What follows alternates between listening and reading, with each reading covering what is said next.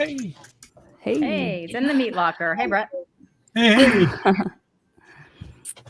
All right, everybody, we are live. Welcome to another Thursday evening Carnivore Mastermind episode. We're excited to chat with you this evening. So welcome to in the future time, at some point watching the replay. Thanks for clicking on tonight's conversation. I've got an excellent panel with me tonight. We're going to be talking about the topic of the week, which is reflected in the poll of the week that I ask you guys here on my channel. And we'll scroll up to that and just kind of talk about that a little bit. And I wanted to read some of your comments underneath here as well, talking about what you think. So this week we're going to be discussing fad diets and just kind of the idea that sometimes carnivore, low carb, ketovore are called just another fad diet, right? And it's just something that is popular right now, and then it's just going to kind of fizzle out as time goes on. And so I know that gets said a lot, and so I thought that'd be a good thing to talk about in comparison to some of maybe the other trending diets that have come and gone over the years. And so I asked you in the poll this week, what do you think? Do you think that carnivore, low carb / proper human diet movement will continue to grow and become more popular? Or do you think it's kind of one of just those fads that will ultimately lose steam and remain on the fringe? And then we'll discuss it live tonight. And so not too surprisingly, we got, the overwhelming majority of 768 votes this week. So a total of 76% saying that, yes, you think it will continue to grow. Results speak for themselves. And I probably would put myself in that category as well. 12% voted for the second option. I think it will remain fringe for a long time. So maybe it's going to take a while for this to really gain some steam in the mainstream, so to speak. 10% said big food, big pharma will ultimately win, aka the majority will probably stay sick and maybe not try this or find out about this information. And then only 2% said you think it's honestly a fad, just like many other diet trends, and will eventually die off. And so I think that's cool. Most of you are optimistic. I am as well. But we're going to dig into some details about that tonight with our guest panel. So, the first comment here, or the most recent one, Gary Anderson said he's down 180 pounds, A1C down to 4.3, cholesterol is normal. Everyone I tell about carnivore tells me it can't work. But look at these results. And I think, too, results speak for themselves. I don't know how to say your first name, aka Mary. Okay, we'll call you that. I hope it grows so more people can finally heal. So many people having great results, but many people think their illness is not due to a wrong diet and would never give carnivore or even keto a try. Here in Germany, sadly, almost no one has heard of the carnivore movement, and people that have heard about it think it's unhealthy because of animal fat, lack of fiber, or maybe also people don't tell they are carnivore here because they're afraid of what others might think of them. And then she goes on to discuss even more details. So that's kind of one of the reasons why I left the second, or third option there, the big food pharma, because we are up against some pretty powerful, pretty ingrained structural components here when it comes to our health and nutrition information. And so that can be a little bit daunting sometimes when looking at the future of this and how can we really change the world? How can we really change health and people's outcomes and their stories ultimately on a large scale? And so there's lots of great comments under this poll. If you haven't had a chance to check it out yet, lots of people sharing their results. And some of the things that they've benefited from. So that's kind of the topic for tonight. And so welcome everybody. And I am I'm assuming these are allergies again. I've got this like stuffy, gross, itchy throat that hurts, and I'm such a baby when it comes to it. So I'm going to rely on all of your voices here because I feel like mine's sort of in and out today. But we'll kind of just in spirit of tradition, start clockwise and go around. And if you all would just quickly introduce yourself and your channel and give us your thoughts. Do you think carnivore is just a fad, or do you think that as results continue to pile up, this is actually going to continue to grow and become more mainstream. So we'll start with Anna today. I do think that it'll get bigger. It'll become a bigger diet. At least I, I hope so. I shouldn't even call it diet, lifestyle. But I do see the argument where people might just be too against it, because I've had family members even who are very stubborn, but I don't want to eliminate it because I've had many family members actually start keto. So I think that, by seeing other people do it, seeing such dramatic changes in people, and not even just their weight, but their health, I think can really impact some people. And I think that's why we're all doing YouTube, is try to help expose people to the diet, maybe change their minds. I know some people are just really resistant to the carnivore diet, like you said, because of all these myths of like, it's going to raise your cholesterol, you're going to have a heart attack, and all those things. So I think, like you said, there's a lot of people who are indoctrinated into just regular diet, or a standard American diet is what I meant to say. And so I do feel that for like a good group of people, it's going to be hard to get through them, or to tell them more about it, or make them want to do it. So I think, I do want it to be mainstream. I do see it getting bigger, but there's that little question there about, like, I shouldn't say little, a big question about, you know, if people are going to trust that it's going to work for them. I think people have this like mentality, like, it's going to work for you, or it works for you, but not for me. And so I think that's a big barrier, I guess, that we have, is to try to start those conversations.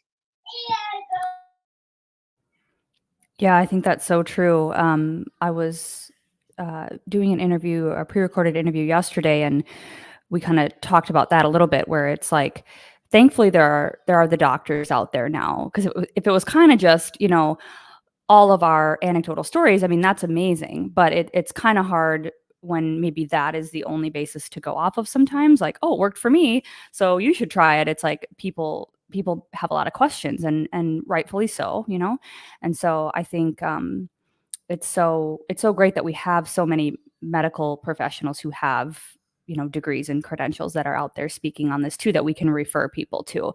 That's typically what I will try to do. It's like, here's my story, here's my experience, but if you have a question about vitamin C, or you have a question about cholesterol, like, I can summarize what I've learned, but here you can go listen to this person, who's a qualified medical professional. So thanks for that. Okay, Cammie, you're next. Hi, my name is Cammie at Last Day of Normal, and I have a YouTube channel, and I'm doing like a carnivore prepper approach. I can a lot of meat, so if you want to learn how to do some of those things, that's on my channel.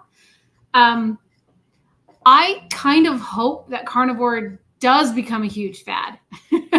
I hope that it just goes crazy, because I think that if people try it, enough people will have such good results that they'll just keep doing it. So if we can turn it into a fad, I would be thrilled.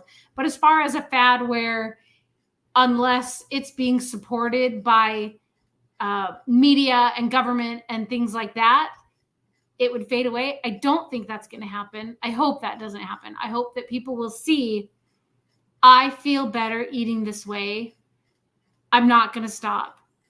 I know I do. And I find it really easy to do. My husband struggles more, but I think it's because he never committed 100%. I think you have to commit 100% for a certain amount of time. Like, let it be your fad. Let it be all that you do for at least 90 days. Go crazy. So I've been reading online and comments, and people are complaining because they're like, oh, carnivore isn't working for me. And I get it. It's frustrating. But the analogy that came to me is that, like, we wouldn't cut off a cast of our broken foot if it didn't cure our UTI. Carnivore doesn't cure every single thing. It's part of getting you to the best place so your body can do the rest. But you may need additional assistance in other modalities of healing. But that doesn't mean carnivore didn't work. Don't throw this good thing out just because you don't achieve your perfect health exactly when you want it to. And the last thing, another reason I want this to become a fad that everyone does. I was at Walmart the other day, which is like Mecca for the unhealthiest people you've ever met. And this lady in the little riding thing, she's like just sitting there and she's in so much pain. And I felt like a battlefield medic. I'm walking around and I have all the tools to heal people, and they're all either like too far gone or they won't let you help them. And I felt just frustrated and really helpless. And I wanted to like save everyone, and I couldn't do anything because you can't just walk up to them and say, I know how to make you better. They don't want to hear it. And even the people that know me and love me, we have conversations, and it's just that vacant dismissal when you're talking and you're like, you're not hearing a word I say. So I hope it becomes a crazy, crazy fad. I love that. And I actually just pulled up, the definition officially because, I think we all we know when you hear that word what it means, but I like to look up definitions just to kind of really nail it down. And it says an intense and widely shared enthusiasm for something, especially one that's short-lived without basis in the object's qualities, a craze. And then under here, the Wikipedia says any form of collective behavior that develops within a culture, generation, or social group in which a group of people enthusiastically follow an impulse for a short time period. Fads are objects or behaviors that achieve short-lived popularity but fade away. And so, you can think about that in terms of all kinds of different things, right? And so I think in the context of diet, it, again, is this thing, it's like the newest diet craze, right? This different Jenny Craig or one of these, branded weight loss type diet things that's essentially the same thing. It's caloric restriction, right? But it's just branded a little bit differently. And then everybody thinks, oh, this is going to work this time, right? And so from that perspective, I can see why people think, this is another one of those things, right? Because there is a lot of enthusiasm about it. And there is sort of like a cult, it's sort of like a phenomenon in this group of influencers and people involved in it like that we are. But I think the catch here is the time frame, right? So it's something normally that's short-lived and then dies away. But we're seeing people now. I mean, I'm sure all of us get comments all the time, I've been doing this diet for multiple years. It's the only thing. I think there was a comment under the poll that said that, like, I've been switching yo-yoing diets for 50 years and this is the only one I've been able to stay on, and it's actually working for me. And now it's multiple years later, you know what I mean? And so I agree with you, Cami. I hope that it turns into everyone's fad, but then on the other hand, it's like, but it lives on longer than what one of these typical new diet trends would typically go. So, okay, we'll go down to John next. All right. Hi, I'm John, carnivore teacher on YouTube and other social media platforms. And when Cami talked about walking through Walmart and seeing the woman in the automated, I see them at Disney. I live in Florida. I see them everywhere. I see people in pain. People are wearing their addiction, and it's so obvious. And you just, we don't know them to begin with. How are we supposed to start a conversation with somebody we don't know? But I take a walk every night. I see people during my walk at a park, and I just feel like I want to shout out, I have the secret. I know the answer, guys. And it's so simple. But there's a learning curve, and everybody's at a different point on that timeline of where they're learning when they first start learning. And the knowledge is where the power is. Obviously, I know that's an overused term, but the more you know about nutrition and the more you teach yourself and take in information from these great doctors and other places on the internet, we can learn how our body works, and we understand what this standard American diet food is doing to us, what all of the ingredients that are in there are doing to us. Once we grasp and get and understand the knowledge, then eating properly is like simple. It's easy. It should be second nature because this is our species specific diet. It's the way our ancestors ate for millions of years. You know, we just changed our way of eating the last 150 or 120 years with the Industrial Revolution, refrigeration, transportation, and now we have all this crap that's out there. So it's so hard to realize how easy it is, if that sounds right. It's hard to see how easy it is. It's just single ingredient foods, and that shouldn't be a fad. It shouldn't be called a diet. It's our way of eating. And when people look at it like a diet, then they'll treat it like a diet and they'll go on it to achieve their goal. They'll achieve their goal, and then they'll go off of it and go back to the standard American diet and eat the crap food again and get sick again and get fat again. So I think it will remain a fad when people continue to perceive it as a diet. And we need to realize we have to stop using that form of the word and call it a way of eating if we have to change it, the vernacular, because I have a lot of friends and I see some people, they're like, oh, I'm going to go back on keto because summer's coming and I want to look good in my bathing suit. And they're using it as a tool and then they're going off of it. So in that sense, you know, to them, it's a fad. So if we all can get the message out, and these great doctors too, that it's not a diet, it's the way we are supposed to eat, I think there'll be more success. And they'll listen. And again, they have to, the education's important. They have to learn and be willing to want to change their eating behaviors because they see what food really is for and what it really does for us. Sorry if that was too long. No, that's great. Thank you. I wholeheartedly agree. I think, and I've been guilty of that myself, calling it, you know, continually calling it the carnivore diet or this is my diet. But in my mindset, I feel like it has changed to like, this is the way I eat. And I've kind of talked about this on my channel too, just like kind of that process of going through that, realizing like, this isn't a temporary thing for me. Because there was still a part of my mindset in the past that was like, oh, I'm going to eat this way to heal. And then I'm going to kind of get to go back to eating a much more varied diet, like not a crap standard American diet, but, you know, I can have vegetables or, you know, fruit or, you know, different things like that.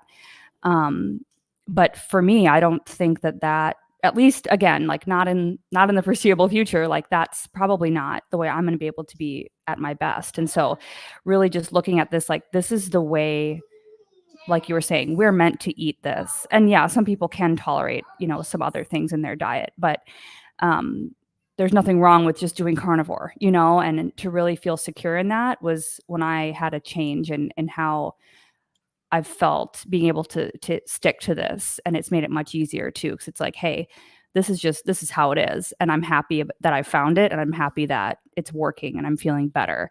And so I think that really is like a mindset shift that you have to go through, and learning about nutrition is so helpful. And I'm glad you brought that up because the more I learn, the easier it is to stick to this too. Cause it's like, even with these dang allergies, I'm like, gosh, plants hate me. You know, I don't know if they're trying to kill everyone, but they sure are trying to kill me. It feels like through my nose or through my GI, whatever it is. So anyway, okay, I think we'll scoot down and grab you, Robin, and then we'll go up to Christy in a round if that works.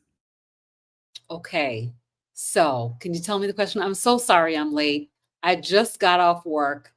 I'm here in Texas for a big go live with my work. So just got out of a meeting and I was running to try to come and meet you guys. Where in Texas? In Dallas. And well, really? My work is in Flower Mound, but I'm in Dallas. Yes. Okay. Well, I live in Dallas, so oh my gosh, I have to see you while I'm here. Yeah. That would be amazing. I'll text you after. Tuesday. Yeah, for sure. Yeah. Oh, sweet. Yeah, we'll have to meet up for sure. Well, we're talking about just kind of like fad diets. And do you think carnivore is ultimately one of those trendy fad things that's just going to be popular for a while and then die off? Or do you think results are going to pile up and this is going to really become a big movement? I think it's going to become a big movement. I mean, I think about what happened with keto, right? So back in the early 2000s, when I tried keto, everybody was looking at me like I had two heads. It was crazy. The thought of it was insane. Like, who does that? Who eats all that fat? And, so, but now keto is kind of coming to the mainstream. And then there's all this research being done on ketogenic diets. I feel like people are going to look at it strange for a while. But over time, and it may take a long time because we have a whole big money-making machine out here, that is that's lining a lot of people's pockets with our sicknesses. So, but I really do feel like that it will come around, especially with, like the Carnivore Diet documentary, Healing Humanity. And with so many people trying it, I'm just seeing an explosion in people that are trying it, and people aren't even talking about it necessarily. But they're just trying it secretly and seeing like, oh, okay, so this is actually amazing. So I do feel like over time, maybe 10 years or something like that, we'll see that the tides have turned on it. Because, but then I did hear carnivore teacher talking about, considering it to be a diet.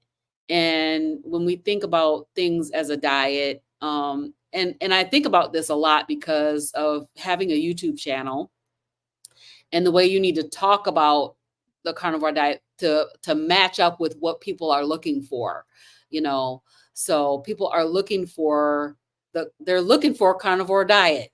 They want to see content about carnivore diet.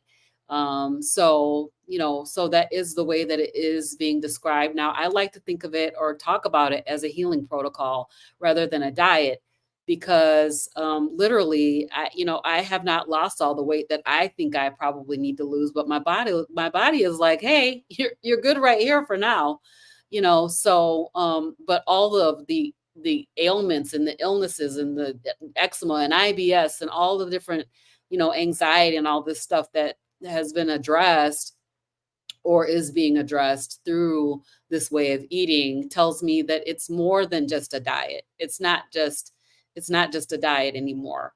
And so that's what people need to get the message about, is that, it's not a fad diet. It's not a crash diet. A lot of people do lose a lot of weight on carnivore. I don't know how that happens. Some people lose a lot, some people don't. Different bodies doing different things, but the healing is the most important part in my book. So I do think the tide will turn as we continue to see people giving it a try and realizing how good they feel on it. And then they go off and then they realize how terrible they feel. And they're like, oh, wait, I remember when I felt really good. And that was when I was eating only meat. So that's what I think will happen. And it may take like 10 years for it to happen. I agree. I think there's probably definitely a time component in here, and I think about things that, like Dr. Berry's starting if you've all heard about the American Diabetes Society that is going to directly compete with the ADA, and obviously Dr. Baker's company, Rivero, that's, like these things I think are just proof that, like you're saying, like probably in the next decade, we're going to see some major changes, as long as, nothing super crazy happens. But okay, let's go up to Christy. Hi, everyone. My name is Christy. I'm a teacher in Southern California, and my channel is Meeting Wellness. And I just think that it's so funny that we have to wonder if the way that humans have been eating for basically all of our existence is actually the fad. Like the fact that the last 120 years, we sort of changed everything, and now that just seems normal. It is kind of crazy, but at the same time, like that's how I lived the first 47 years of my life, right? Trying to eat low fat, trying to cut my calories, because I thought all that was the right thing to do, because that's what the doctors tell us. As far as will the carnivore diet continue to grow, I think that it will. but I also think that it will be very slow, because I know that people have seen me, right? All the people in my life that I know in real life, they've seen me, and has one person even changed or tried it? No. No, they have not. They're perfectly happy having whatever issues they're having, and going to the doctor and getting their high blood pressure medicine, or their, diabetes medication, or whatever that is. I really don't think that they attribute it to diet. And I also believe that they're just watching for the day when I have my heart attack, I feel. So although they don't outwardly make fun of me or say, you're crazy, they don't say that kind of stuff to me. I mean, I've had in-depth conversations that I always let them start, because they don't want to hear me preach at them for sure. But if they ask me, in-depth conversations, I've answered, many questions, to the best of my ability with my YouTube, education that I've gotten over the last several months. And they always come back at me with, well, what about fiber, and what about cholesterol? And since I am a lean mass hyperresponder, and they don't believe that my LDL is an endorsement for this way of eating, even though my mental health issues are so much better. My energy is so much better. My skin is so much better. My inflammation is gone, and all of that. So I think that, people want to come at this. I wholeheartely agree with Robin that a lot of people come to this for the weight loss, and then if they don't get the weight loss, they're like, I'm out. It didn't work for me. But I'm here to say, like, I didn't really have a lot of weight to lose. My weight's kind of gone up and down. It's gone both ways, but the healing that I've experienced is why I stay here. And I also I don't feel like I'm on a diet, and it's given me such food freedom to not have to count things. So I hope that people try it. I hope that they do, because if they do, I feel that they'll have, some success with it. Even if it's not weight loss. Like, I hope they open their minds up to the fact that it's a health optimization way of eating, and not just a weight loss kind of bad thing. So. Yeah, I think that's so good, because I know so many people come to it for weight loss, right? And I just had a comment, I think on my Tuesday live stream, where somebody was asking about, said that they gained, and I believe it was a woman, that she had gained weight on carnivore, and was, trying to be in a deficit to lose that weight, but then was not sleeping very well when she was in that deficit. And so, we kind of talked through that a little bit. And that is one thing that we're realizing, right? Is that this is a weight optimization diet, and it's a healing first diet. And the weight loss is going to be secondary to whatever healing needs to take place. Our bodies need to feel safe and nourished, and like out of that scarcity mode of restriction and low fat, and, this yo-yo, putting it on and losing it over decades and things like that. And so that's perfectly normal to gain some weight. I think we hear that a lot. And I've had similar, I gained some weight in the beginning. And now I'm doing a little bit more fasting, because I think I have started to heal some things, and my hormones are a lot better.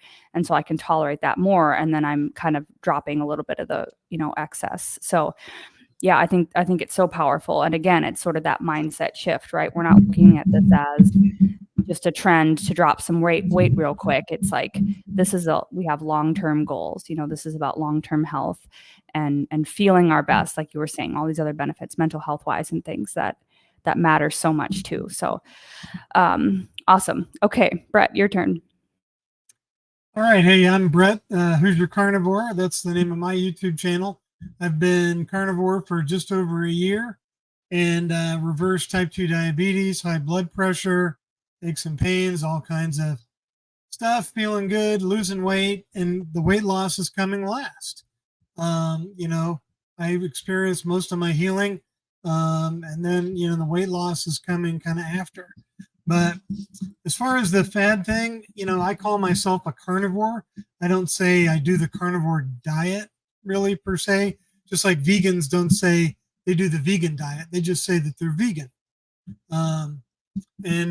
So I kind of try to adopt that that kind of language. I think it'll help our cause.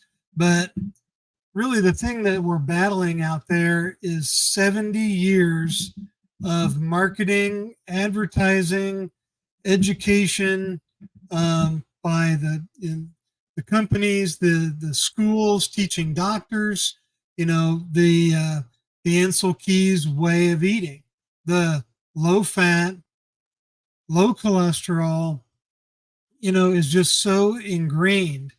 We're definitely in a grassroots uphill battle, but I believe we're winning, and we're winning every day. There's more YouTube channels coming out every day. There's more talk on the streets about it. More people have heard of it today than, say, even a year or 6 months ago. I'm not getting quite as many weird looks when I bring it up to people, because I think a lot of the people around me know what I'm doing and they're kind of familiar with it now. But, our main problem is we just got to keep getting that message out. Because you got to remember, there's vegans in the White House. There's vegans in Congress. There's vegans at the FDA. There's vegans at the World Health Organization.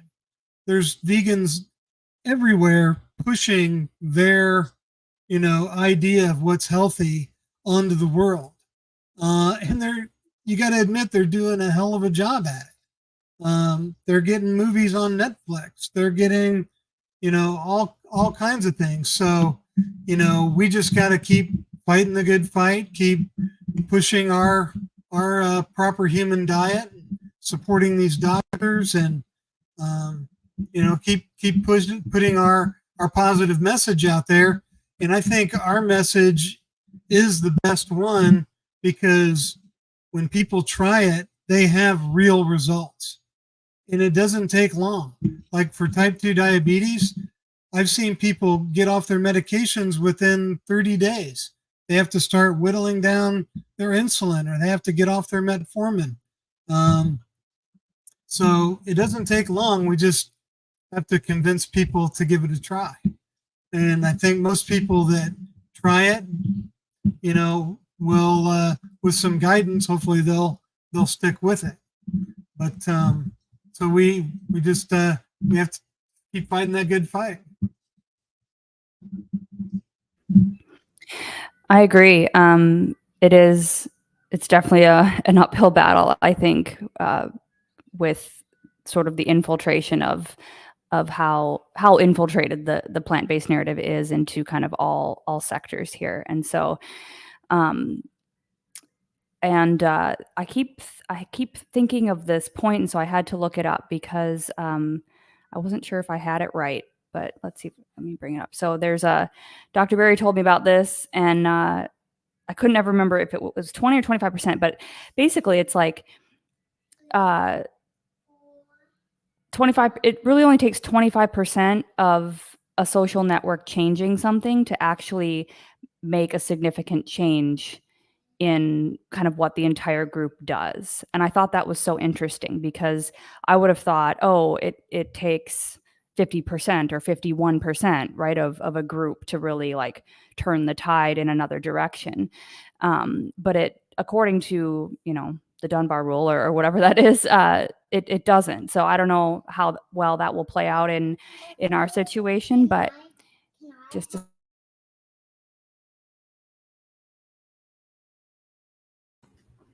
So that would be like 37 people. If you have 150, you need 37 to be 25% of that. right. And so like that amount of people has enough impact and influence to really influence the whole group. And so I thought that was super cool, because that's a little bit less intimidating, right? Like, hey, what if 25% of the population, which is still a huge number, but, let's say 25% of the diabetic population gets off their insulin by eating this way and doesn't have to, rely on the system anymore. That's huge, and that might, again, I think I'm seeing some comments go by, sometimes you have to hit rock bottom before you really decide like, hey, I've been through all of this. I've tried everything. I've done all their advice and I'm still sick. That's kind of, where I was at many points. And I'm willing to try anything to feel better. And then that's when people find this. And so I think there's all kinds of ways that this can definitely grow. And you all brought up lots of great points.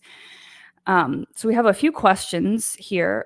And this was a comment. And then there's a question that relates right to it after. So, Paul's saying, I think the price of meat and fat will be prohibitive to most. And that is Papa Carnivore's question. What are each of our thoughts on the cost of doing this versus SAD or vegan or vegetarian diet? So we can go around the circle again and you can all give your thoughts here. We'll start with Anna and JT. I mean, I think when you cut off all the other stuff for me and for GT, I think it cut out the cost a lot. Like, I think we pay pretty comparable to what we were paying, but we're having a lot more junk in our diet. Except we're healthier now. Yes, right. So, so I don't necessarily think that it has to be so expensive. And two, like, a lot of people focus on steak. And yeah, it's more expensive, but there's other more affordable options that you can do, like ground beef and things. That's not as expensive as a steak is. So, eggs. Yeah, eggs. Yeah, Butter, there's ways to make it affordable for yourself if you need to. So that's my perspective, is it just doesn't have to cost as much as you might think it will. And I actually find as I keep going on the carnivore diet, I eat less. So you may even find that as you keep going, it may be less expensive. Yeah, you got to buy the groceries regardless. I mean, whether you're on vegan, vegetarian, Right. no matter what diet you're on, unless you're on the air diet, but you got to buy your groceries regardless. So you might as well look at it as like you're not spending money. It's an investment in your health. And if you're spending that money anyways, I'd rather put that money down on something that's going to help me heal and feel good for the long run. So it's like an investment rather than a cost or something we're spending on. Yeah, and you're investing in your health. Like, without health, there's nothing else in life. If you pass away from an illness, it's over. So I think in order to extend our life, it's an investment, like JT said. Yeah, let's go. Awesome. Cammie, thoughts? I find this to be way cheaper. If I can get hamburger on sale, I can buy as much as I will eat in 2 months, put it in my freezer, and spend just so much less than I was. Like, we were up at like $1,200 a month sometimes, and I can spend so much less just on meat. And I prefer hamburgers, so it's not bothering me at all.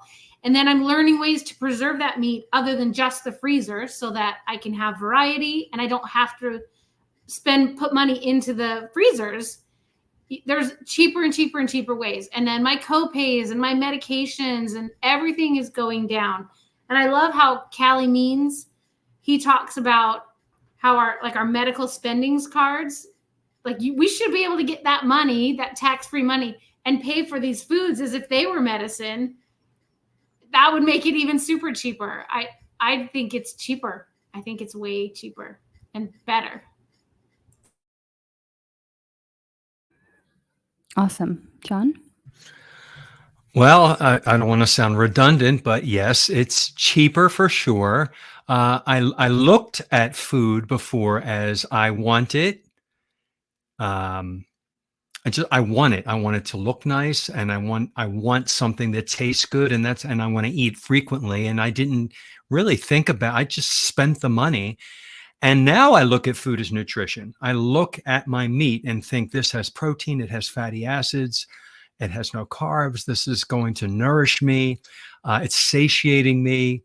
I'm not going to eat again until the next day or the next meal. I don't snack, so I was spending all my money on snacks and multiple meals, 3 meals a day and snacks in between all of those meals. So, yes, I spend a lot of money on steak, but I don't have to. I can buy ground beef and eggs, which is probably one of my favorite meals, is ground beef with runny egg yolks mixed in there with salt. It's so delicious. And you could put some cheese in there and make it cheesy. All of that's very affordable. So when you look at, if we were to do a shopping cart comparison with two shopping carts with what I ate before and what I eat today, I know it would be cheaper. And I'm not going to the store multiple times during the week to replenish my snacks and my junk. I bought another freezer from my garage. I never had this other freezer that everybody else has. So I bought another freezer. I stocked that sucker up with all these great meats. When prime rib was on sale around Thanksgiving and Christmas time, there were these great sales. You take advantage of sales, you buy the stuff, and you put it in that deep freeze. And there's so many things that you can do, and I learn from everybody else what you can do with these wonderful meats, and it's delicious. So I know I'm saving money for sure. It shows, and like the other people said too, prescription medicines and going to the doctor and aches and pains and colds and cold medicine, all of that evaporates when you get healthy. So your health is your wealth, and you're saving money. There are no net negatives to shopping with carnivore. It's just all good stuff, and it's affordable. You just have to look for sales too, and you don't have to eat filet mignon and prime rib. You can find that stuff on sale at certain times, and then you can buy the cheaper stuff. I do eggs every day, ground beef almost every day, staple, love it. So that's my 2 cents. Awesome. Robin? Yeah, so I have a little bit of a different opinion on this. I really feel like meat prices have skyrocketed over the last couple of years. So I usually buy beef from a local rancher, and I just have one example that's like so crazy. When I first started buying that beef from there, they were selling their oxtail like nobody was buying them. They were selling it to me for $2 a pound. And I was like, oh my gosh. Now today I'm paying about $10 a pound. So everything has gone up in price in general. As far as meat is concerned, I do agree that sometimes you can catch the sales, but honestly, I eat a lot of meat from my local rancher, and the store meat doesn't taste that good to me. It just is not as good. It's a process, and it is an expense to go and buy beef from a farmer, a cattle rancher. And you're buying a huge quantity. So we usually split it up between 4 or 5 people in the family. But with me eating beef every day, it is expensive to me. So if I try to go, the only one meat that I can get, like I like the Costco, you buy the whole prime rib and have them slice it at, not Costco, Sam's Club. And I really like their ribeyes like that. It's really tasty, good meat. It tastes good. But when I go to the store typically and buy meat after I've eaten my farm meat, it doesn't taste as good to me. And it's definitely, and prices have gone up everywhere. So I would say that if you are eating only meat and you're shopping the way you usually do, it would be cheaper because you're not buying all the sides, and you're not buying a bag of potatoes, and you're not buying all these vegetables that are going to sit in the refrigerator and rot and go to waste. I never could get through vegetables. They always would go bad. And it was such a bummer because you're just wasting money buying that stuff. It just sits in the refrigerator and rots. So, and then, like the Starbucks coffees, the lattes, and all the fun drinks and stuff, that stuff ends up adding up to a lot of money. Those drinks are like almost $10 a piece, I think. Of course, I haven't had one in over a year. So, so I do find that everything has gone up in price. Everything is a lot more expensive. From meat to everything else too has gone up in price. And and eating meat. But if you're not eating all the other stuff and you're buying your meat on sale, then you can definitely get some good bargains on it. I did buy those. I went to one of my local grocery stores and I bought the rib roasts on sale for like $6.99 a pound, which I thought is so amazing. But the meat was gross. It did not taste, it just was not good. So maybe it's the quality of meat that they get at that store. And so I ended up I ate them because of course I paid my money for them, but they just were not delicious. So that matters to me. And I really like the meat that I get from my local rancher. Yeah, I agree. That's definitely my goal eventually, is to get to that point where I'm getting everything locally, and, supporting that, because I think that's, I think step one, just get started, get whatever you can afford, wherever you have to get it from, however you need to do it to get your health back. And then, I think probably most of us, it's our goal to eventually kind of go in that direction. I know, Christy, you're getting a bulk order here soon, aren't you? What's your take on this? Yes. So I can't tell you the price per pound. I know it's like just under $3 a pound, but then you have to pay the butcher fees on top of that too. And I don't know how much my particular cow is going to weigh. But once we get all of that information, rest assured, I will make a video. And I ordered a half a cow from a local rancher, and I'm splitting that. Like, I don't have room I do have an extra freezer like John was talking about. That's like the best purchase. My husband got that for me before I even went carnivore. And at first I was like, what is this? What kind of gift is this? And now I'm like, it's the best gift he ever got me.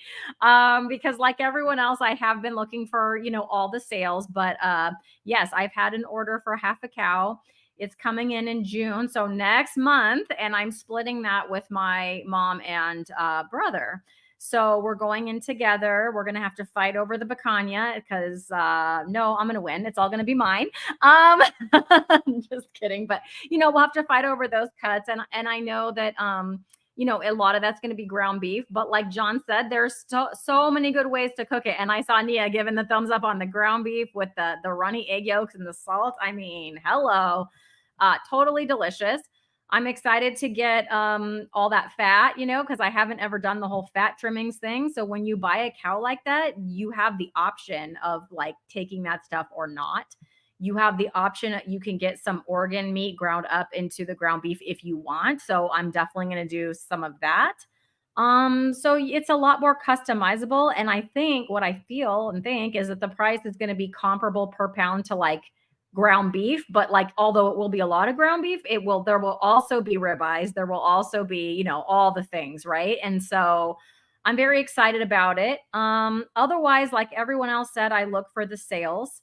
I agree with Robin that meat has gone up in price, but so has everything else. So I can still find ribeyes for $6.99 a pound. And when they go on sale for $6.99 a pound, you can bet that my garage freezer is full of those. Picanha is my absolute favorite, and that is usually around $8 a pound all the time. I don't have to wait for a sale. So that is just delicious and just one of my favorite cuts. I like it as much as ribeye. The other thing that I do all the time now is my grocery store always has what they call bacon ends and pieces. So it's like whatever, like they make all the pretty pieces that they sell for $7 a pound or whatever. And then what's left is like these weird looking things that are still bacon. It tastes exactly the same. And they're $2.99 a pound all the time, or sometimes they'll be on sale. Like last time they went on sale for $1.99 a pound, and I bought 10 pounds and just froze it.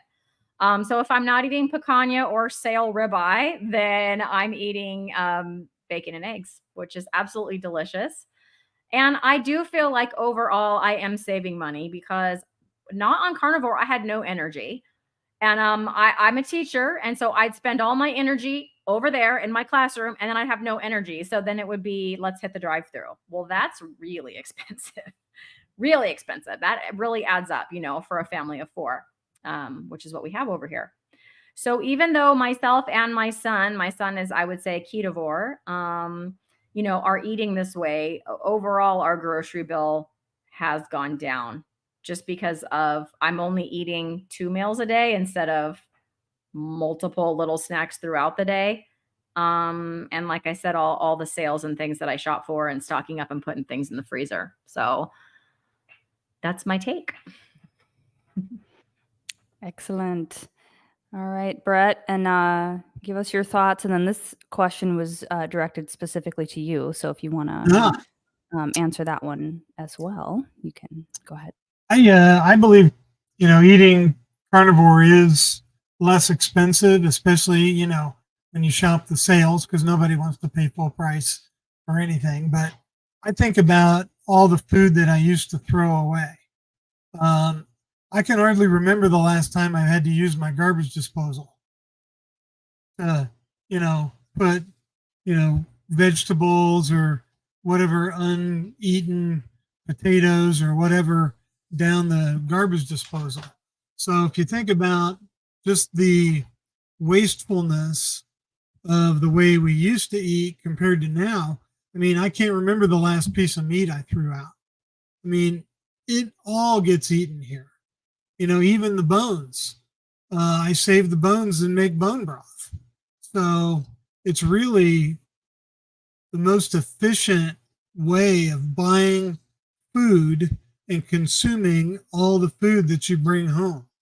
I mean, the only things I throw away are wrappers. That's my trash can's full of wrappers. It's not full of food. So that's kind of my take on it, on top of what everybody else said, which is right on point. Hit the sales, be smart, and and like what Christy just said, she only eats twice a day. So most people coming into this are eating 4 to 6 times a day on average, and we're mostly eating 3 times, most of us probably 2 times a day. Some of us maybe 1 time a day. And it gets pretty cheap when you're only eating 1 time a day. So not bad at all. So Paulette, how long did it take for your glucose to normalize after carnivore? That's a good question. It was when I first just started and was recognizing my sugars were getting out of control again. They were in the kind of low 200s, 180s, 190s. And after, I don't know, a week or so, they came down into like the 150s. And then it probably took a couple months of healing after that before they would get above 120, like after a meal or right when I first woke up and had the dawn phenomenon. But I would say where they got down into a healthy range, probably 2 to 3 months. 2 to 3 months. Now, all of us are a little different. We're in different places in either the damage that we've done to our endocrine system or, the amount of, healing that we require. Some require more, some less. But I know that if I didn't start this a year ago, I would probably be on insulin by now. So, and going back to what we started off with, one of the main kind of points that carnivore is great for is for helping with type 2 diabetes. And that's really rampant in our society and around the world right now. So if someone's looking for a focus to push on carnivore, that's a good one. Agreed. Awesome. Thank you for answering that. Okay. We have a question from Darth Carnivore. How do carnivores gain a foothold with the younger generations? Most carnivores I watch are my age and old. Yeah, I think this is an interesting question because I guess when I look at like the statistics on my channel, and the age group and things like that. It is definitely like my age group. I'm in my late 30s and older typically for the majority. There's a few younger, you know, a small percentage that's younger, but does seem, at least from my data as well, that there's, you know, not as many from the younger generation that are super interested in this topic. So my opinion is how we're raising our kids. I mean, that's something we have direct control over, right? And I think, you know, several of us have kids right now in all different age ranges and or grandkids. And so it's, you know, doing our best to influence the people that we have access to, you know, in a way that's not turning people off, right? Or because it can be very easy to kind of get super passionate about this. I know I've done this in the past, and then kind of just be a little too strong with the message, you know, or a little too fiery about it. And sometimes it has the opposite effect than what I wished it would have had. And so that's kind of my first thought. And then my other thought is, you know, the types of platforms. Yes, honey, just a second. Okay. I know in general, like, I don't know a whole lot about these platforms, but I know, like, you know, TikTok and some of these other short form content platforms are more popular with different age groups. And so that might be something that, you know, I'm terrible at, because I'm like just getting onto Instagram now. Like, that's how, you know, bad I am. But, you know, maybe starting to create more short form content, maybe starting to get onto these other platforms where the younger people are hanging out more and creating content that speaks to them and their needs and their, you know, the things that they might be dealing with, would be a way to you know, positively influence the younger generation. But I'll just kind of open it up. So what do y'all think? So if you guys have not seen Grace Price, I wouldn't say that she's straight up promoting carnivore per se, but she's a high school student and she just finished up her senior project. And I believe it's a documentary talking about that cancer is a foodborne illness. And in that she interviewed, like, you know, all the people, Dr. Seyfried and all of those people. And she's definitely talking about eating whole, real foods. She's very worried about her generation eating all the processed garbage. So she's totally changed her diet, and even she being, I think, 17 or so years old, like, nobody listens to her. Nobody her own age listens to her, because they just love eating whatever, you know, drinking their energy drinks and eating all the stuff that high schoolers are known for eating. You know, but she's working on it. And I put a link on I can't post to all your comments there, but on my channel, I put a link to her interview with Dr. Ovadia. So she interviewed with Dr. Ovadia, and she has a few others out there, and she's on X, Twitter, whatever you want to call it.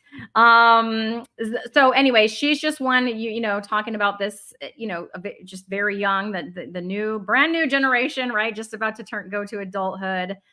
She's, you know, researched into this, and I can't wait to see. I hope that whatever she does after she graduates high school, that she continues on this track, you know, and continues on this topic, and just, you know, keeps going, because I agree, we do need, you know, younger people involved with this. And then, you know, like I said, my own son, he's eating this way now, and he stuck with it for 3 months. I hope that he continues, but I know he sees the benefit for his ADHD, because that's why we did it.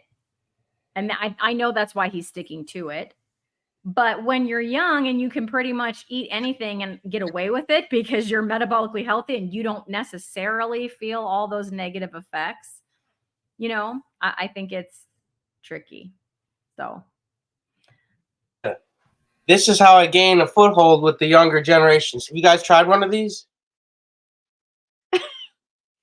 Looks like a giant pork rind. What is that a it? Pork rind? That's like huge. Why is it so big? It's big. It's half the size of my son, but I give it to him, and then he thinks carnivore is just even more fun than it is. That's great. Where do you get that? Hold on, let me grab the bag.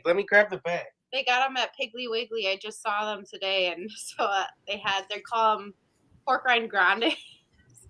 I'll be buying those. Indeed, they are. Make sure they're fried in their own rendered pork fat, though. I Read mean, the Oh my gosh, ingredients. I'm gonna have to find those. They're giant, though. I thought they were. Because I do, we call them chips and creams for my little one, and it's pork rinds with cream cheese spread on there. Cool. And she loves that for a snack. But I think that'd be so funny to just give her one of those with cream cheese all over it and be like, here you go. I would just make it fun because kids That'd like be doing fun stuff. So make And it you fun. can literally see William loves it. So he's a That's pork funny. rind. My cat loves pork rinds. She will chase them across the room. She loves them. That's how our dogs are too. Anytime William has one, he's like going back and forth, and they're just following him. He loves it. Okay, so I know we're at the hour, and Robin had to go back to work, so she had to drop out. We do have a few other questions that I'll stick around and answer and talk about if anyone else can. But does anyone have to go at this time? Now's your chance. I'm gonna head out, and I appreciate the opportunity to come on. I hope I can come on again. So Yeah, great to love see you have you guys, back. and thank you so fun. much. Okay. So everybody else, we're good? Okay. So thanks, Darth, for that question. That was a good one. Meltz says, my one downfall with carnivore is the hair loss. I didn't have much to begin with. And I don't know, maybe you're joking, but I think I just wanted to touch on that because I think I hear that sometimes too when people make the transition, really to any drastic diet transition. You can experience some hair loss, but I think maybe Christy, you've had experience with this. And so I just thought if anybody wanted to comment on that. Yeah, I'll comment. So I think that I've heard Dr. Barry and some others, and this was definitely my experience, that anytime you drastically change your diet, no matter what diet, there's the chance that your hair could fall out because your body's like, what the heck, and then hair is like not very required, for life. And so those follicles up there will just kind of shut off. That hair will shed. But now it's totally growing back. So I've got all these little baby hairs anywhere from brand new to a couple inches long. And although they are quite annoying right now, I'm waiting for my hair to fill back in. So I've been carnivore since last June, so almost a year. And first it was falling out quite a lot, but now it's like the falling out has totally stopped, and it's definitely filling back in. So that's been my experience with that. And maybe support your body with iodine. Yes, I definitely take iodine every morning. Yeah, I haven't noticed any change really. I mean, I've always kind of been a shedder. I feel like I've always shed quite a bit of hair, and sometimes I'm like, how do I have the hair that I do, because so much of it. But that's kind of always been that way. And I have to say recently I've noticed less shedding, but I don't know if that's really diet related or if it's just something completely unrelated. But because normally it's like every other day I got to kind of clean out my brush and like empty, pull all the shedded hair out. But I'm like, well, maybe I'm retaining more hair now, perhaps, than before. Okay. Eat My Shorts says, is it possibly cheaper to buy a cow and split it with a few other families? I think Robin commented on that she splits hers up. And I would say, yes, splitting it's definitely going to save you all individually some money, and you're all supporting local. And I'd like to do that with some other, because I know there's so many of us not necessarily Dallas area, but Texas. I'm like, are there any Texas people that want to go in on like a whole cow with me? Because I only have, I don't know how many cubic feet, maybe 9 cubic feet or something like that in my chest freezer. So, I don't think I could even fit a half of a cow in there, a whole half, but like maybe a quarter or an eighth or something. It's like maybe we could get 8 of us and all meet up somewhere and pick it up, you know what I mean? And just start there. Your other What do option y'all is think? to get a lamb instead of a cow, because that's going to come out to be like 40 to 50 pounds of meat instead of a couple hundred. And there's a lot That's a of good meat idea. sheep out there as well that are good. That's a good point. And I do like lamb. I've tried some when I tried to go back to lion, or I did go back to lion for a little while. And I thought, I really do like that. So that wouldn't be a bad idea either. Okay. Ray says or asks, in going carnivore, would you say it's the fat that counts or the protein? This is sort of the the big debate, right? What do y'all think? I would say the fat is more important. Of course, protein definitely plays a role, but I noticed in myself, if like when I have a ribeye, I cut off all the fat pieces, but I fry them in the air fryer after, and I notice I'm still hungry until I have the fat. And I feel like too, as you keep going along and you notice like, oh, I'm maybe not getting enough fat or something like that. I feel like the fat is super important, like the ratio of fat that you have, and it might be different for each person, but I really noticed that it helps provide some satisfaction when I'm eating. You know, if I don't have that and I just eat the ribeye without the fat, I notice I'm still hungry. So I think it counts a little bit more. I would also chime in to say that fat, when you're fat adapted and you're not eating carbs, that means you're making ketones from the fat. The protein is used for building blocks like building muscle and things like that. But if you're not eating enough fat, you know, you're not getting that readily available energy to your body. Like it's really, really hard for your body to break down protein for energy. So it's important that you're eating enough. And if I don't get enough fat, I'll start craving it. Like I'll crave butter if I haven't eaten enough fat in a day or two. You know, and in typical fashion, people, you know, we've always been taught to eat leaner meats, you know, chicken breasts and sirloin and things like that. So when a lot of people go carnivore, they go too high on the protein and not enough fat. And that's where they kind of stumble. So yeah, fat is more important. You know, concentrate on your fattier cuts, you know, your ribeye, chicken thighs, chicken wings, and also make sure you're eating a good fat. You know, you're getting rid of those vegetable oils and you're eating good quality butter, bacon fat, and start saving your bacon fat and saving your fat off of your hamburgers if you don't eat it right along with the hamburger.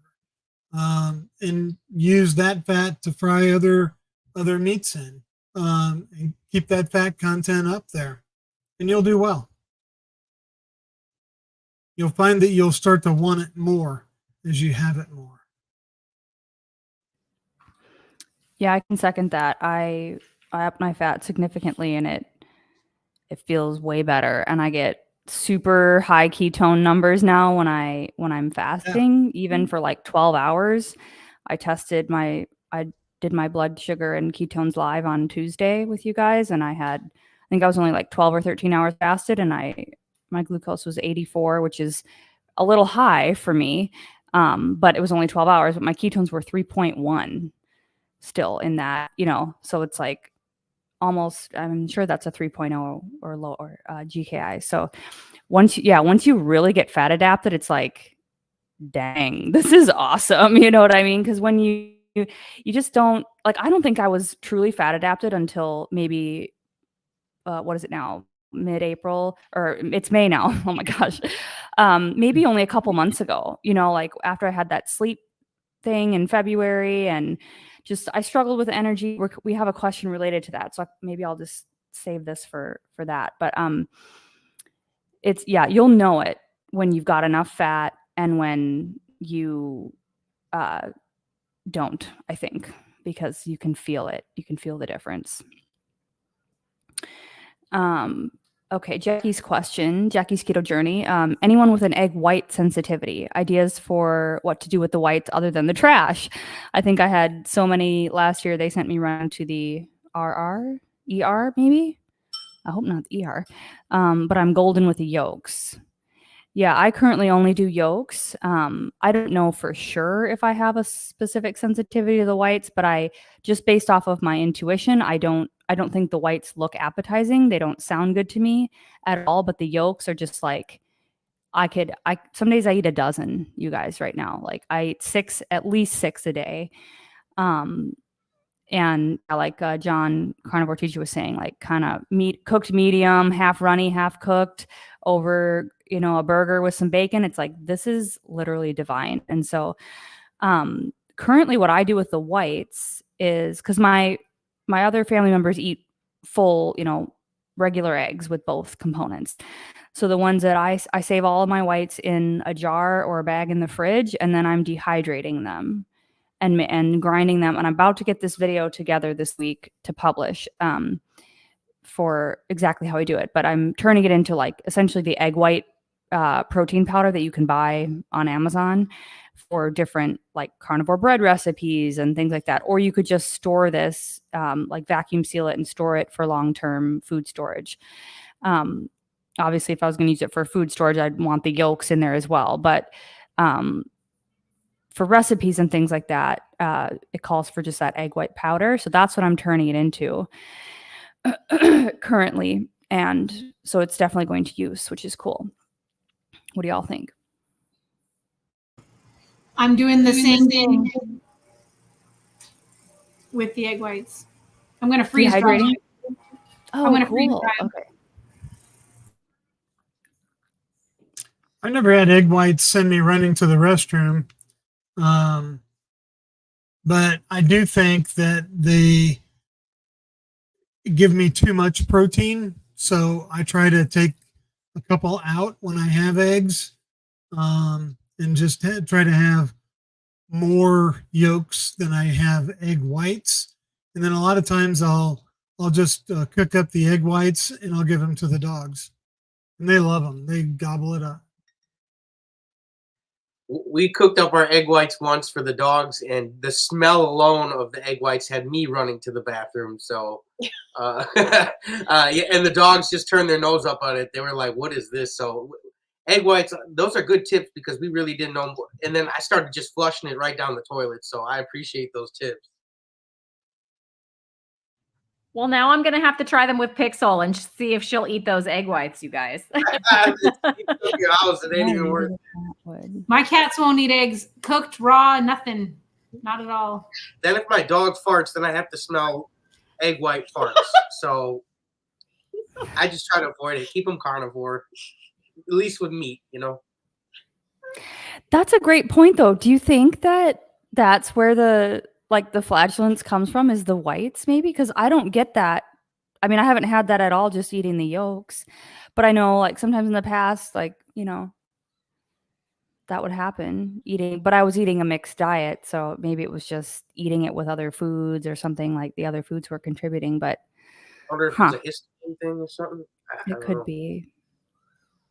But yeah, that's just our experience with the egg whites. Not a big fan unless we can find something good to do with them. Mm-hmm. Yeah.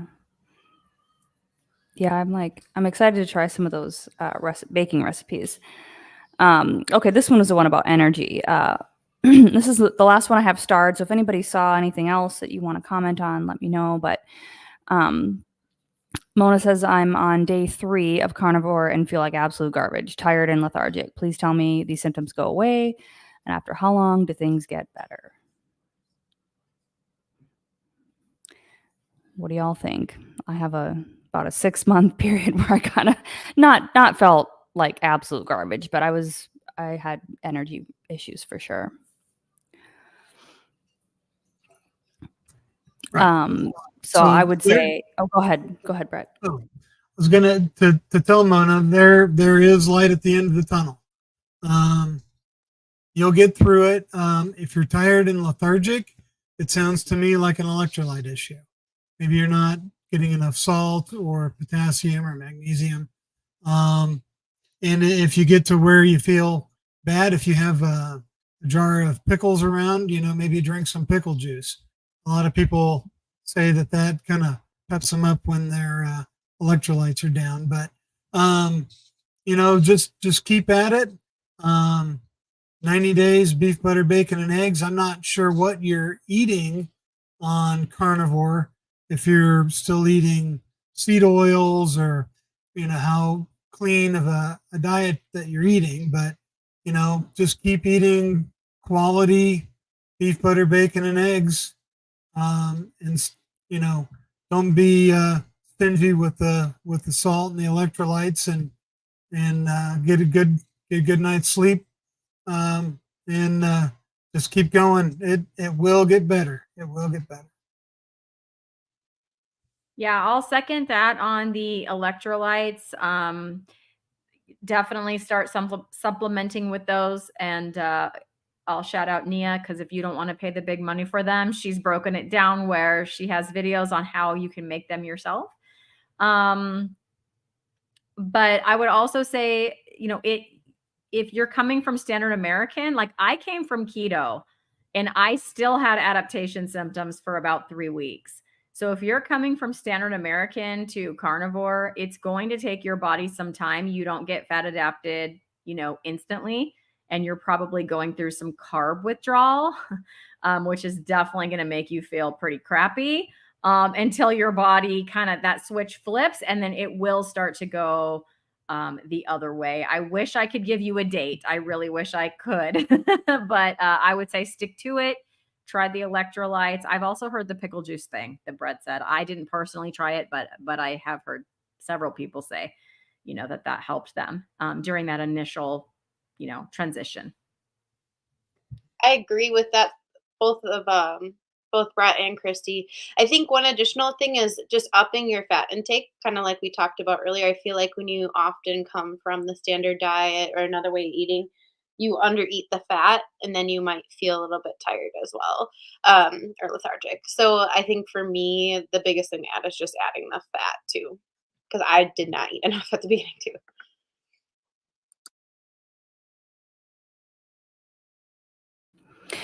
Yeah, I think those are all great tips. And yeah, I mean, 3 days is great, but you're only on day 3, it's gonna, like everybody's said here, it's gonna take some time. And for me, it took kind of a long time. And I think even because I had been on the diet before, so I kind of knew, what it was. But the first time I was on it, I had slowly cut things out over years. So really the last thing that I had cut out before I was completely carnivore was just salad. So I wasn't having any bread, no pasta, no grains, no other added sugars, no cruciferous vegetables, no fruit, nothing else, just a giant salad and meat and like olive oil and I think olives and bell peppers and cucumbers were the only vegetables I was still consuming. I'll be right there, my babes. So that was, the first round. I didn't really have more than a couple weeks of transition symptoms, but this time coming off of a not so great diet, sorry, I gotta go help her here. It took me about 6 months, and you can check out some of like my update videos on my channel to see more about that. But it can take some time, definitely, to get fat adapted. So yeah, you'll get there. And I think electrolytes would be the biggest thing for, the first few weeks that are really going to help you out, because you're probably going to the bathroom a lot, shedding a lot of water. You're going to continue to shed inflammation. And with that, a lot of electrolytes leave your system. And so it's important to keep those replenished. And I just made an updated video last week about how to make your own at home for much cheaper than like buying the element packets if you want, but in the like very similar, same ratio. So, okay, someone else talk for 4 minutes while I go help my baby, and I'll be right back. I don't know if I can do 4 minutes, but I want to share. Somebody put in the comments to download an app called Flip, F-L-I-P-P. So I just did, and it's so cool. That's why I was a little distracted here. So That's a cool app. You can track meat, chicken, bacon. Like, you put in what you want to track, and you mark what all your local stores are that you like to go to. And then you can watch the sales. It's amazing. I'm joining the electronic age, apparently, at the age of 50.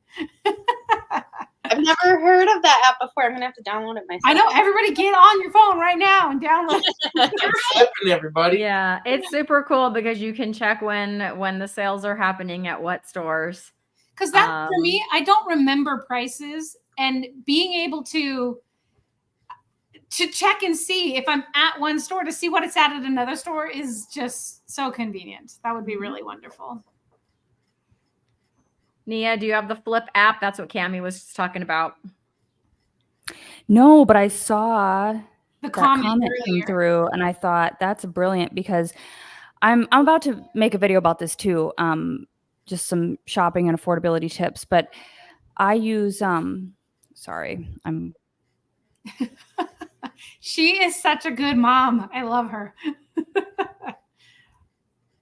I use like all of my individual grocery store apps, and because you can get better deals. So this is a sneak preview for everyone watching for my tips for affordability. But it's not just about keeping track of the weekly sales, but it's about like the special deals you get for using the app. Because a lot of times you'll get digital coupons that you wouldn't get otherwise.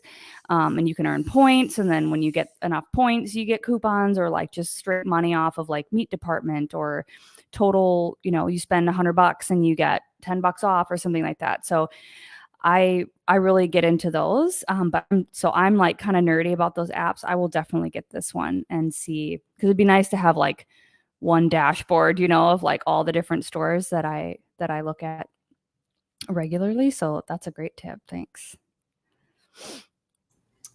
And JT at the meetup, he did a video where he showed somebody had brought like pork chips, basically, that they had dehydrated. So I went out and bought a pork loin. I cut it super thin and I dehydrated it. I put salt on it. And we have downed like 10 pounds of pork chips. It is the best. So good. And then I had, right before we did that, I had freeze dried a big block of cheese and then turned it into powder. So we put that powdered cheese in there, shook it up, and it's basically like cheese coated potato chips, but made out of pork and cheese. And it's so delicious. It's awesome. Glad you were watching the video, because it tastes just like Lay's potato chips. You got to get it really thin though. So good. That's awesome. All right. Well, I didn't see any other questions. Did I miss anything that you guys saw that you wanted to put up? No, but I just wanted to tell Jackie that I second that. I really enjoy being able to eat salt. Yeah. Yeah. Okay. Does anybody have final thoughts, trends, fads, the movement moving forward, positive outlook? Right. I'm optimistic. I think that, it's a surprise one. I'm optimistic. I think that results do speak for themselves, and I think that that's the beauty of what we have with technology. I know I have sort of a love-hate relationship with it about, there's definitely a dark side to all of this, but this, like what we're doing right now, is the beautiful side, in my opinion. We're all from different states, different parts of the world, chatting tonight, and we're all able to support each other and share our stories. And we all just, we're continually meeting new people and who are passionate and about helping and spreading this information. And I think if I had to summarize my feelings on it, the truth sets you free, and whatever the truth is will prevail regardless of, the extraneous circumstances, the powers that be, the uphill battle sort of that it looks like we're facing. And so if we are on the side of truth, so to speak, we don't have to worry about it, because it will just naturally, organically spread.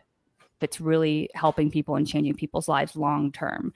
And so that's why I'm optimistic.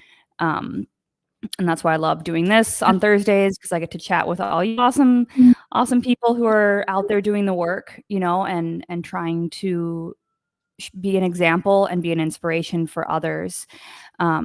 to find this information and to try it and to have someone to relate to. And so I appreciate everybody taking your time here as guests tonight, and also everybody who's been chatting with us and anyone watching in the future. Thank you so much for your participation and voting in the polls and putting your feedback in there.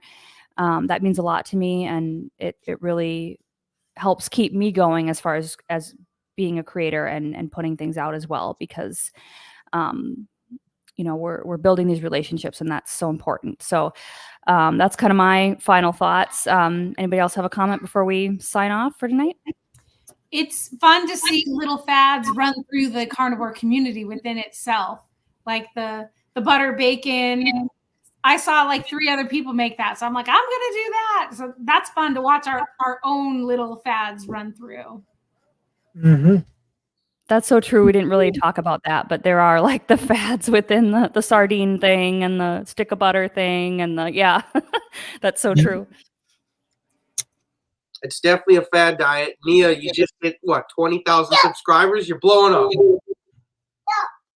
Yeah. Everybody wants in. Yeah, thank you. Go, Nia. You're awesome. Yeah, it's good, and I enjoy what I'm doing, and just trying to create what you guys want to see and what's helpful. So that's awesome. You got your Anybody 100,000. else? What's that? I said do that 4 more times and you got your 100,000. Yeah, doubles, right? Or 4 more times. Yeah. 4 more 20s. Yeah, and I think, everybody's sharing their story, which I think is just, it's a brave thing to do, because there's a lot of, like we said, we're going up against the grain. But I think that everybody sharing their own story will kind of touch a different person, or like impact a person differently than somebody else would. So I think, that's the beauty of sharing everybody's stories. If somebody's going to find that your story is inspirational, it's going to help them, and maybe other people. So it's kind of almost like a grassroots effect, like we were talking about earlier. It's just one person starts it, then several other people start it, and then they spread all of that knowledge to other people. So I think just share your story if you're willing to. I was super shy starting on YouTube stuff, and I think, carnivores helped me build my confidence a little bit. And so, if you can just start sharing your story, I think that's the best way to share the message, even if practicing with your own family and friends. I think that's a big stepping stone for me too, is just I started talking about it with family and friends, and especially, they're really important people in your life, and just you want to see them healthier. So I think just sharing your story is the biggest impact that you can have, is sharing it, and so that other people can maybe start the diet. Agree with all of that. That's awesome. Yeah, and I think it's going to keep getting bigger and bigger.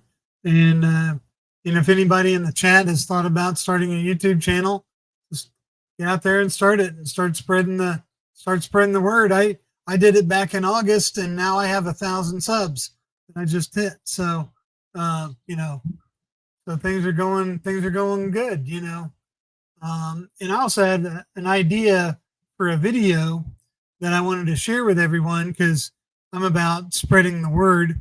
I've been catching up on this TV show, and they play commercials because I'm watching through a streaming service. Every commercial is a drug company. Every one. So what we need to get our word out there is we need carnivore commercials. I mean, how great would it be to turn on network television and see someone talking about the carnivore diet on a carnivore TV commercial? Now, I know we can't do that where we are right now, but we have the power in YouTube and Instagram and Facebook and X and all that. And if you wanted to use that idea to film like a carnivore commercial, go for it. I think it'd be great to see what we all come up with to make a carnivore commercial. So I thought about taking one of these drug commercials where they talk about all the little side effects and kind of flip it on its head and make it into a, you know, if you do carnivore, you can keep from these things from happening. You don't have to take these drugs. So you're not going to have, you know, all the horrible side effects they talk about when they, you know, you can have eczema, you know, or you can have anal leakage, you know. It's like, well, and bleeding eyes and whatever else happens, you know. Yeah, you can take this increased pill risk and of not be death. itchy. It's like, I think I'll just be itchy. Life's all about choices, Brett. I don't know what you're complaining about.